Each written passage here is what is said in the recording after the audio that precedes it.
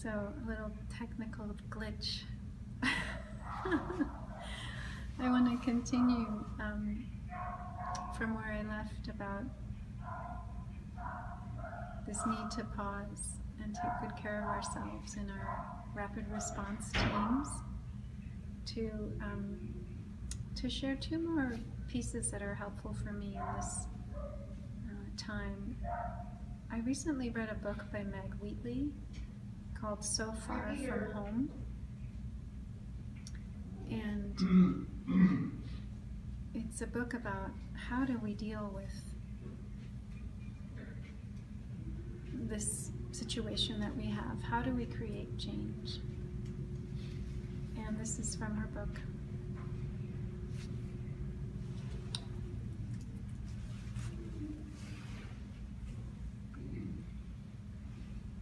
She asks the question, do you want to save the world?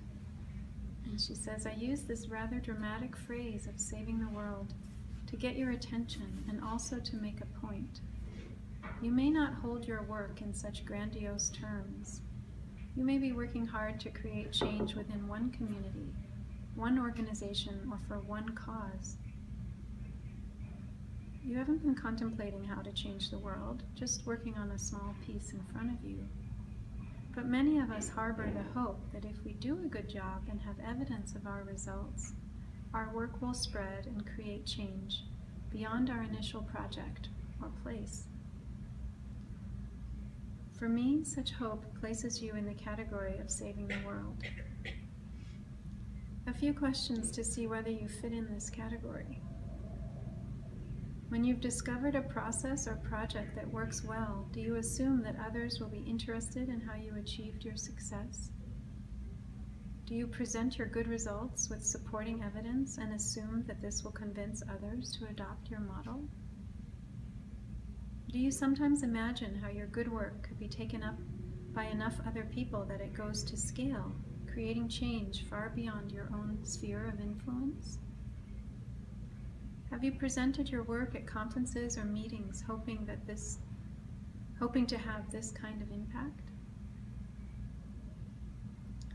These hopes and dreams are quite normal in my experience, and it's hard to let them go. But they're based on an assumption of rational human behavior, that leaders are interested in what works. That has not proven true. Time and time again, innovators and their highly successful projects are ignored, denied, or pushed aside, even in the best of times. In this dark era, this is even more true. If we choose to stay in our work and claim the role of warrior, our aspiration changes in a dramatic way. We give up needing anyone else to adopt our good work. We focus on where we are, who we're with, what we're doing within our specific sphere of influence. We do our work with even greater focus and determination, and we abandon dreams of influencing anybody else. That is what I mean by giving up saving the world. But we do not give up our work. We act with greater clarity and courage once freed from oppressive ambition, and we cheerfully choose a new role, transforming from savior to warrior.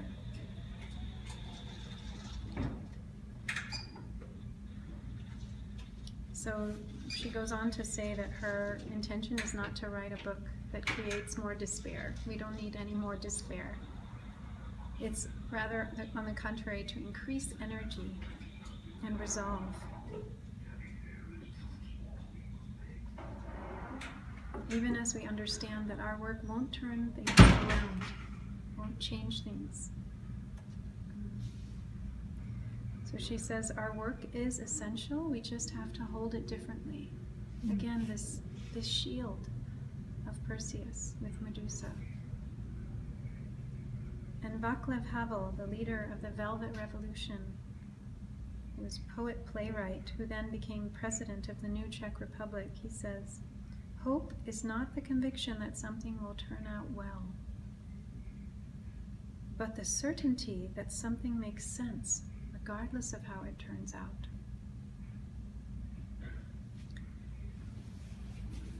So we need to act because that's what makes sense right now. We need to protect those who are vulnerable. We need to speak out against the increasing move of resources and energy away from those who need it most towards, the richest 1%. We need to work against these forces, but not with the expectation of a particular outcome. Because if our whole reason for doing something is that it's going to have a particular effect, and it doesn't, then we crumble.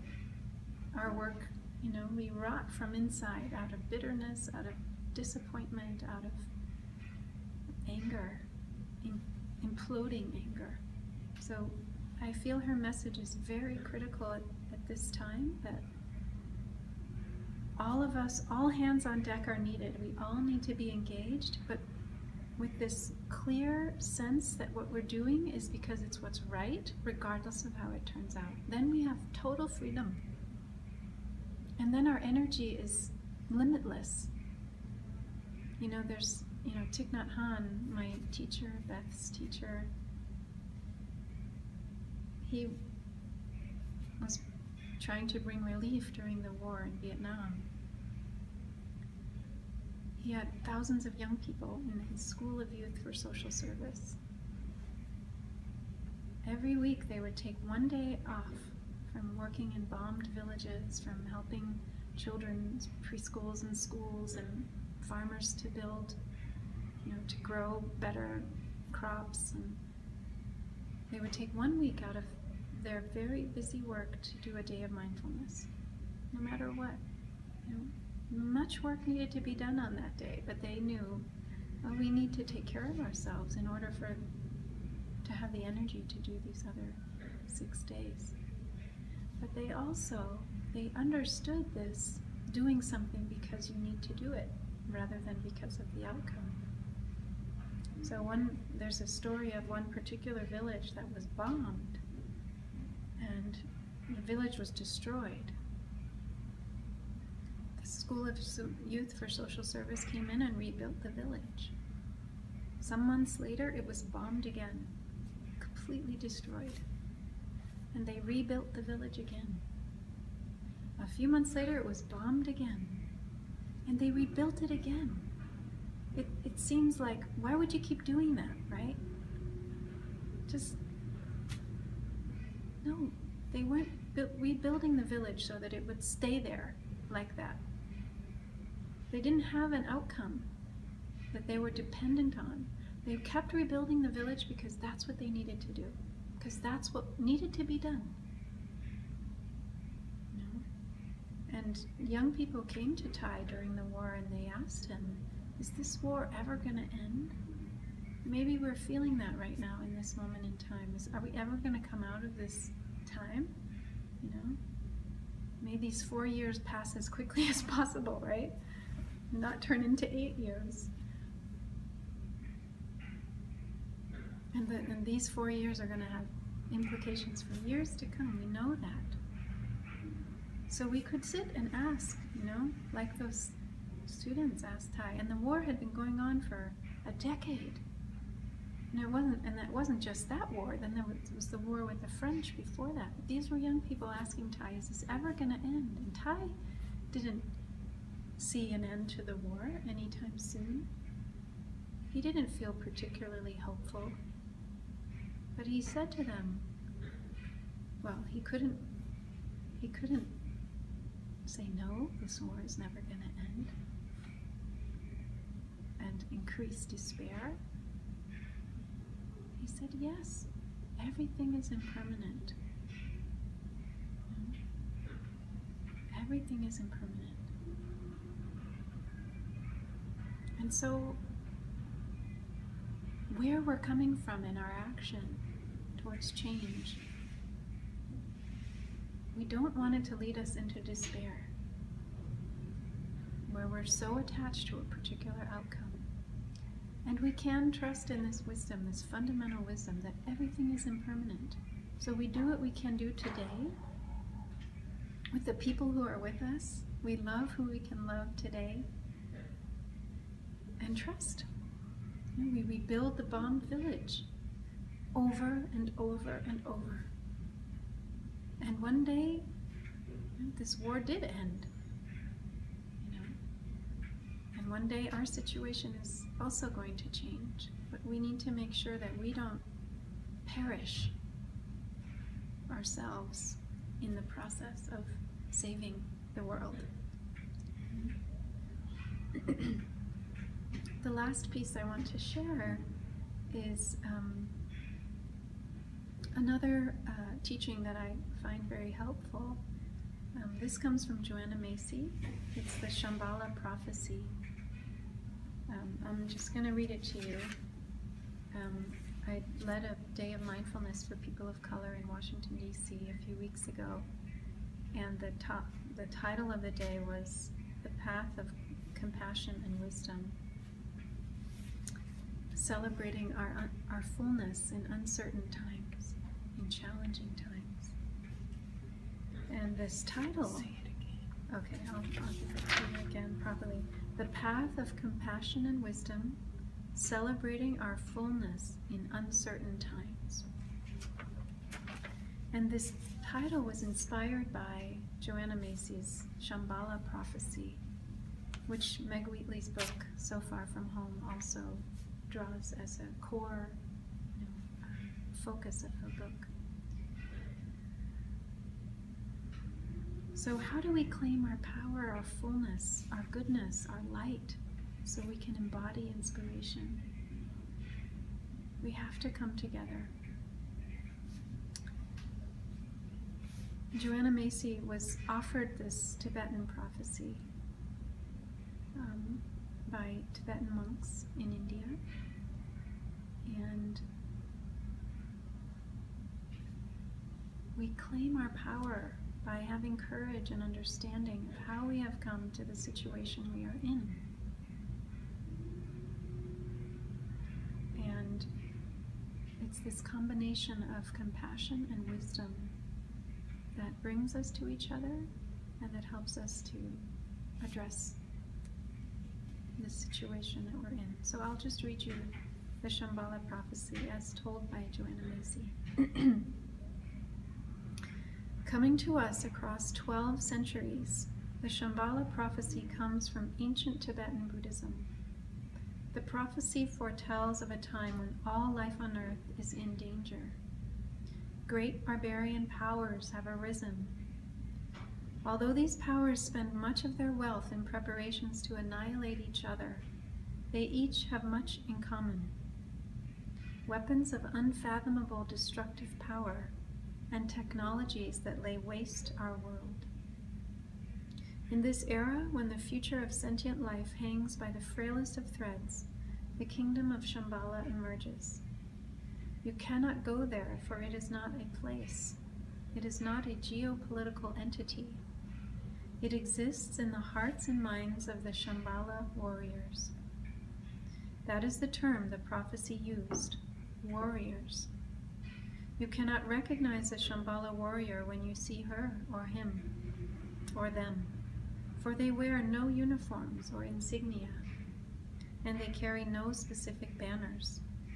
They have no barricades on which to climb or threaten the enemy, or behind which they can hide to rest or regroup. They do not even have any home turf. Always they must move on the terrain of the barbarians themselves. Now the time comes when great courage, moral and physical courage, is required of the Shambhala warriors. For they must go into the very heart of the barbarian power, into the pits and pockets and citadels where the weapons are kept, to dismantle them. To dismantle weapons in every sense of the word, they must go into the corridors of power where decisions are made. The Shambhala warriors have the courage to do this because they know that these weapons are mano maya. They are mind-made. made by the human mind, they can be unmade by the human mind. The Shambhala warriors know that the dangers threatening life on earth are not visited on us by any extraterrestrial power, satanic deities, or preordained evil fate. They arise from our own decisions, our own lifestyles, and our own relationships. So in this time, the Shambhala warriors go into training in the use of two weapons. The weapons are compassion and insight. Both are necessary, the prophecy foretells. The Shambhala warriors must have compassion because it gives the juice, the power, the passion to move. It means not to be afraid of the pain of the world. Then you can open to it, step forward, act. But that weapon by itself is not enough. It can burn you out. So you need the other. You need insight into the radical interdependence of all phenomena. With that wisdom, you know that it is not a battle between good guys and bad guys, because the line between good and evil runs through the landscape of every human heart. With insight into our profound interrelatedness, you know that actions undertaken with pure intent have repercussions throughout the web of life, beyond what you can measure or discern. By itself, that insight may appear too cool, conceptual, to sustain you and keep you moving, so you need the heat of compassion. Together, these two can sustain us as agents of wholesome change. They are gifts for us to claim now in the healing of our world. Many in the Tibetan lineage believe that this is the time of this ancient prophecy. If so, perhaps we are among the Shambhala warriors. So I began by giving this image of Perseus and the shield. So Perseus is a warrior, right? A shield. The shield has the sides of compassion and insight. Well, what struck me about that myth, if I recall it truthfully, what I was impacted by was the myth ended when Perseus positioned himself facing the sun when he was supposed to be battling Medusa, and it created a mirror, and she saw herself in the mirror and turned to stone. Turned to stone. So, yeah. That's what I remember. What struck me about that myth so long ago. Yeah. So I want to go back to this Shambhala prophecy that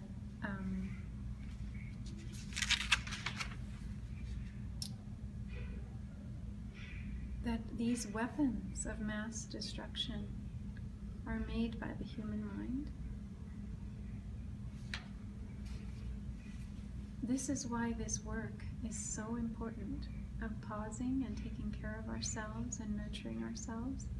Because if our minds are not clear and we try to dismantle these weapons, we just create a more difficult situation.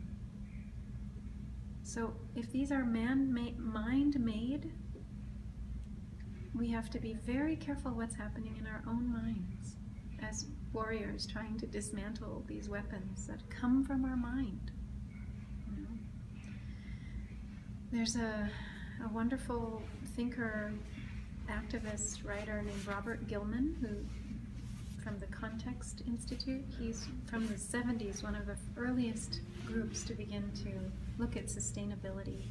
He gave a talk at Findhorn, an eco-village in Scotland, as part of their eco-village conference. And he spoke about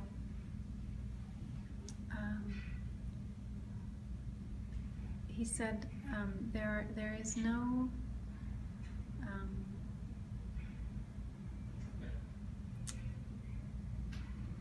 something like there are no environmental problems. There are only it's a escaping me now, but I think he said there are only environmental symptoms of human problems. I think that's how he put it. So there are no environmental problems, there are environmental symptoms of human problems. He was saying the same thing. Everything we see in the environment, it comes from our mind also. It comes from the ways we've learned to see ourselves as separate from nature, as above nature, as one group above another group. You know, that all comes from our mind. You know, to be an activist is to hold up a mirror to society also. Yes, very much, very much. And even to be an artist. Yes, Mhm. definitely. Yeah, But there they're are so ahead many of the ways to curve. hold up the mirror. They're Yeah. often ahead of the curve. Yeah. And this is what Peter Sellers said, the artist, activist. He said art needs to be a thermostat, not a thermometer. Mhm. Not just registering what's going on in society, but changing it. Yeah. You know. Yeah. Hence the term artivist, Artivist. Hey. Yeah. Lovely. Lovely. which is out there. Yeah. So just to wrap up, I want to just say on this teaching of compassion and insight, I want to put a special emphasis on this wisdom of interconnectedness, which is the heart of this wisdom. This thing that balances out the heat of compassion is really seeing our interconnection. And I've been reading people like Ruby Sales and also Ruth King. You should look up Ruby Sales' interview with Krista Tippett in her podcast On Being. You can read the text on her website. I'll just read to you a little bit from her interview, but many people that I'm looking at right now are saying, you know, both the right and the left are demonizing each other. So both, you know, whatever side you adhere to, both are not seeing the wisdom of interbeing, you know, and they're attaching evil to a particular person. And this prophecy says it's not inherent in any particular person, because good and evil runs through every human heart. You know, it's how do we uproot these ways of thinking? Not, you know, Martin Luther King said we want to kill segregation. We don't want to kill the segregationist. You know? And Thich Nhat Hanh in the Vietnam War, he said, man is not our enemy. Our enemies are ignorance and hatred and violence. So how do we see what's going on and see that there are people benefiting from mass suffering in our society? It's easy to look at them and demonize them and see them as evil. But that's not the truth. They are also victims of their wrong perceptions and very dangerous beliefs. So we need to dismantle those weapons and not try to eliminate people.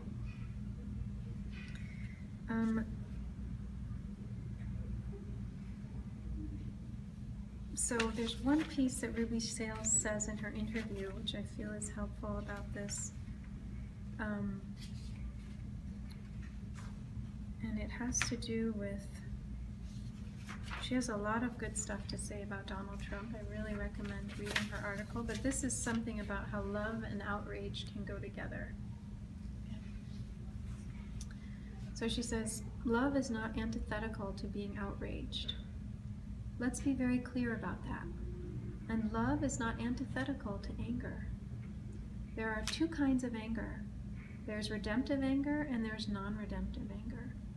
And so redemptive anger is the anger that says, it's the anger that moves you to transformation and to human upbuilding.